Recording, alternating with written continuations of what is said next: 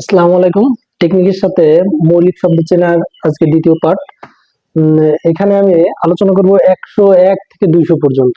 প্রথম পার্টে আমি 101 থেকে 100 পর্যন্ত শিখাইছি।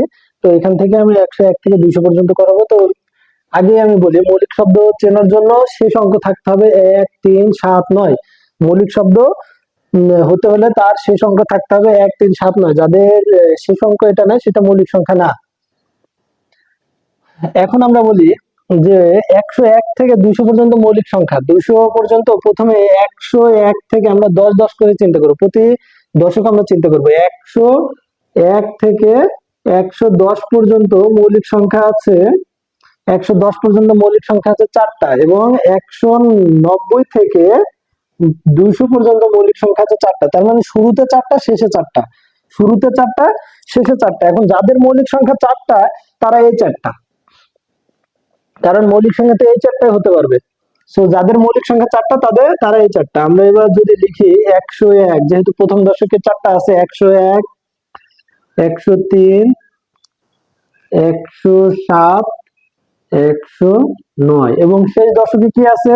191, 193, 197, 199। তাহলে 4টা 4টা করে আমরা পেয়ে গেলাম। এইবার হচ্ছে আমাদের মাঝখানে আমরা সূত্র ফলো করবো। মাঝখানে সূত্র ফলো করবো এটা, যে 37, 17, 99, 17, 37, 39, 37, 17, 99, 17, 37, 39। অমিতাক্ষর ছন্দের মতো ক খ খ ক ক খ খ ক। তাহলে এখন আপনি দেখেন যে আমরা প্রথমে 37, 17 দিয়েছি, পরে আবার এটা উল্টাই দিয়েছি 17, 37। তো মাঝখানে আমরা দুইটা 9 দিয়েছি, কারণ হচ্ছে সব জায়গায় তো 9 নাই। এখন তো এগুলোতে 9 নাই, তাহলে এই জায়গায় 9 না থাকার কারণে এটা একটু বেশি করে দিয়েছি, ডবল 9 করে দিয়েছি। তো এখন আপনি দেখেন যে এইদিকেও 6টা রাখছি, এইদিকেও 6টা রাখছি। মাঝখানে যে দাগ দিয়েছি এটা হচ্ছে এই দিকটা 50-এর 50 পর্যন্ত প্রথম 6টা নেব, এবং শেষ 6টা বাকি 50 পর্যন্ত নেব। এখন আপনি দেখেন যে হচ্ছে আমাদের মৌলিক সংখ্যা প্রথম এবং শেষ 50-এর ভিতরে, শেষ 50-এ প্রত্যেকটাই দুটো দুটো করে আছে। আমরা তো শেষের দশকে পেয়ে গেছি 4টা, প্রথম দশকে পেয়ে গেছি 4টা। তো পরে থাকে কত? 40টা থাকে। 150 থেকে 90 পর্যন্ত 40 সংখ্যা আছে। তো 40টা ডিজিটের ভিতরে আপনি হচ্ছে প্রথমে 50 থেকে 60 পর্যন্ত দুইটা, 60 থেকে 70 পর্যন্ত দুইটা, 70 থেকে 80 পর্যন্ত দুইটা, এবং 80 থেকে 90 পর্যন্ত কিন্তু আমি 80 থেকে 90 পর্যন্ত কিন্তু আমি লিখিনি। এখন 80 থেকে 90 পর্যন্ত যেহেতু আমি সূত্রে লিখিনি, তাহলে এখানে যেটা শুরু সেটা দিয়ে দেবেন। 181, 181 মৌলিক সংখ্যা। এখন আমরা বাকি সূত্র পর্যন্ত যে 80 পর্যন্ত লিখছি, তাহলে আমরা এটা প্রথমে 17, তার মানে আমরা কি করবো? 150 থেকে 151, 157, 17, এবার 3 7, তাহলে 163 পরের দশকে, এবং 7, 167। এবার বলছে আমার 3 9, তাহলে হচ্ছে পরের দশকে 173 এবং 179।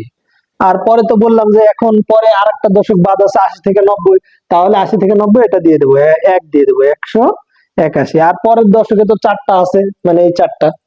তাহলে আমরা 50 থেকে আমরা 200 পর্যন্ত মৌলিক সংখ্যা সহজে চিনতে পারলাম। এইবার আমরা হচ্ছে এইগুলো দেখবো। এইগুলো হচ্ছে দেখেন যে এখানে দশক আছে, আবারও 4টা দশক পাবেন। যেহেতু প্রথম দশকে আমরা 4টা দিয়ে দিছি, তাহলে 4টা দশকের ভিতরে একটা দশকেই আছে 3টা। সেটা কোনটা?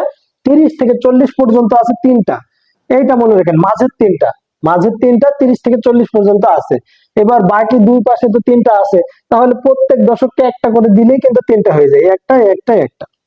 তাহলে এটাকে আমরা দিলাম শুরুর থেকে, 111 থেকে দেবো, তাহলে 111 থেকে 3 আছে, তাহলে 113। তারপরের দশকে কি? 127।